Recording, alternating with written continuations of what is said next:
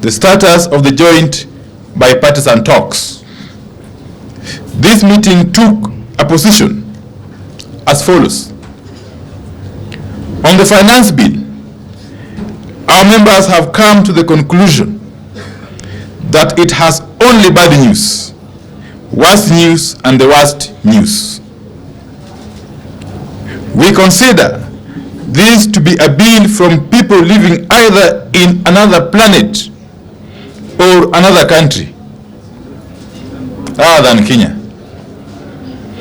It is the position of the parliamentary group that the millions of Kenyans struggling with the high cost of unga, sugar, fuel, school fees, and electricity, among others, businesses struggling with shortage of supplies, high taxes, Kenyans struggling with high medical expenses, parents, civil servants struggling with diminishing pay and increased tax deductions, do not believe this bill is from a government working for them. They do not believe anyone living in this country can come up with the raft of taxes contained in the Finance Bill 2023. Our parliamentary group has also taken an extremely dim view of the arrogance with which the Kenya Kwanza administration wants to take billions out of the pockets of some of the poorest people in this country, while expecting them to cheer. The Kenya Kwanza position on the finance bill is take or leave it.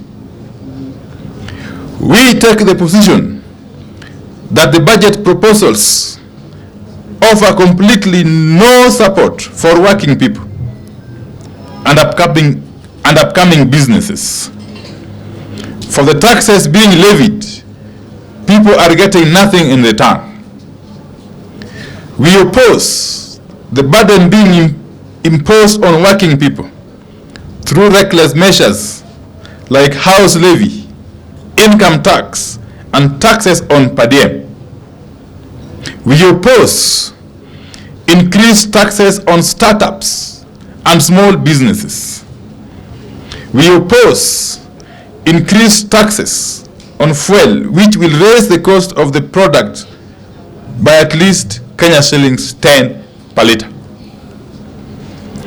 Azimio is of the view that this finance bill takes us back to the 1980s. It takes us back to the era of cost sharing in public institutions. It takes us back to the era of structural adjustment programs. It takes us back to the 1980s because the people who were in charge back then are in charge today. It is our position that in the long history of budget making in this country, never has a regime tasked our people to sacrifice so much by way of taxes for so little by way of gains.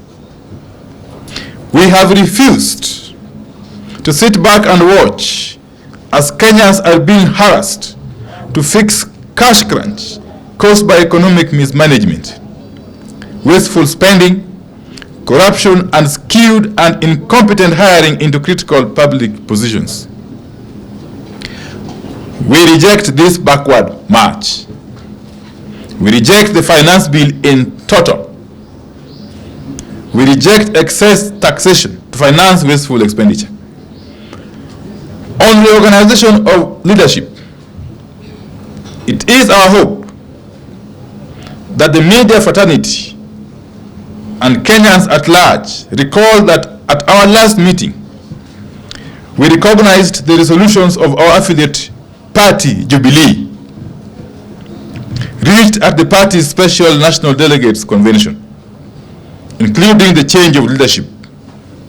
We said those changes must be taken as final and must be respected and enforced by the office of the registrar of political parties. In furtherance of those resolutions by Jubilee NDC, Azimio has today settled on the Honorable Mark Mwenje, the MP for Embakasi West, as the Deputy Minority Whip of the National Assembly. Honorable Mwenje will be taking up the position that was left vacant upon the removal of the Honorable Sabina Chege about a month ago. We recognize Honorable Mwenje as a committed, consistent, energetic, and youthful fighter who has shown the will to stand up for the people and the party. We have no doubt that he will prove equal to the task. We reiterate that Azimio will do everything possible to protect affiliate parties from heinous attacks emanating from the Kenya Kwanza regime. We will do whatever it takes to protect multi-party democracy, for which many Kenyans lost their lives.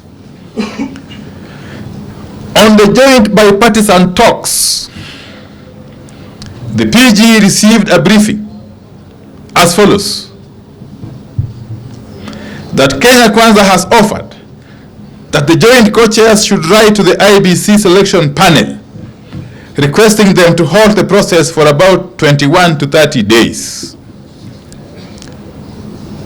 To preserve the IEBC's presidential election servers, the Kenya Kwanza side has expressed willingness to co-author a letter to the IEBC reminding them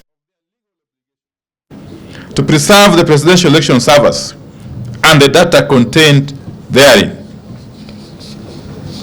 Kenya Kwanza has asked that the co-chairpersons meet to discuss and write the required letters so that the joint bipartisan talks can continue. With regard to interference in Jubilee, the Kenya Kwanza has indicated willingness to commit in writing to respect the ruling of the political parties disputes tribunal, confirming the Jubilee party. They have no offers on lowering of the cost of living because they are married to the finance bill, and we have a plan for the bill. The PG has noted the two concessions made by Kenya Kwanza. It is, however, the view of the parliamentary group that those concessions are not good enough to allow us return to the talks. It is also our position that the finance bill as presently crafted must be withdrawn and replaced by a bill that appreciates the suffering of the people, the people of Kenya are going through. The bill must be withdrawn in totality and be reintroduced afresh in a manner that is sensitive to the plight of the poor Kenyans. Indeed, the Azimio MPs have resolved to sign a public pledge to oppose the bill, awaiting its withdrawal. Indeed, many other MPs other than those from Azimio are equally prepared to do this. It is our resolution that other than merely committing not to interfere in the affairs of other parties, Kenya Kwanza must agree that all Jubilee MPs, and indeed any other MPs who have defected to Kenya Kwanza, in essence, have to face by-elections in line with the Constitution of Kenya. Until all these are agreed upon, the joint bipartisan talks remain suspended. Kenya Kwanza has up to midnight today to comply. Thank you very much. End of statement. We are not to taking any questions. Thank you.